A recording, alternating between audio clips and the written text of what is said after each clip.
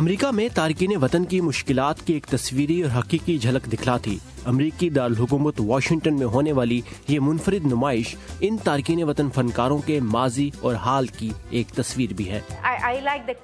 میں ایک امریکی شہری اور لاطینی امریکی تارکین وطن ہوں۔ میری کمیونٹی کے لوگ یہاں صفائی ستھرائی اور برتن دھونے جیسے کم تر سمجھے جانے والے کام کرتے ہیں، لیکن یہاں لوگ آتے ہیں اور میرے ساتھ تصاویر لیتے ہیں۔ میں اس لباس میں یہاں بیٹھ کر چاہتی ہوں کہ وہ اپنی دقیانوسی باتوں کو محسوس کریں۔ اے گڈ امریکن یعنی ایک اچھا امریکی نامی یہ نمائش ان فنکاروں کو اپنے موجودہ حالات کا ان حالات سے موازنہ کرنے کا موقع دے رہی ہے جن کا سامنا انہیں اپنے آبائی وطن میں رہا۔ میں پاکستان میں مذہبی بنیادوں پر امتیازی رویوں کے بارے میں سوچتی ہوں، پھر یہاں امریکی حکومت کی پالیسیاں جن میں مشرق وسطی، جنوبی ایشیا اور شمالی افریقہ میں ڈرون حملوں اور مسلم بین کے بارے میں بھی۔ یہ پالیسیاں آپ کو اپنے ہی ملک میں اجنبی بنا دیتی ہیں۔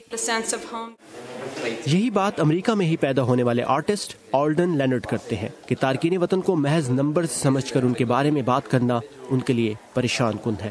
اس احساس کو انہوں نے ڈاکا نامی پروگرام کی صدر ٹرمپ کی جانب سے بندش پر بنائے گئے اپنے آرٹ کے اس نمونے میں پیش کرنے کی کوشش کی ہے۔ ڈاکا جس کے تحت بچپن میں ہی غیر قانونی طور پر امریکہ لائے گئے تارکین وطن کو امریکہ میں رہنے کی عارضی اجازت میسر تھی۔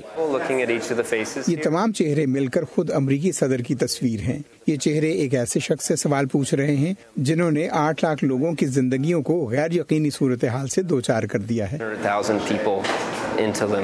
اس نمائش کی خاص بات یہ ہے کہ اس کا انعقاد ایک ایسے میوزیم میں کیا گیا جو کبھی 19ویں صدی کے ایک کامیاب تارک وطن کا گھر ہوا کرتا تھا۔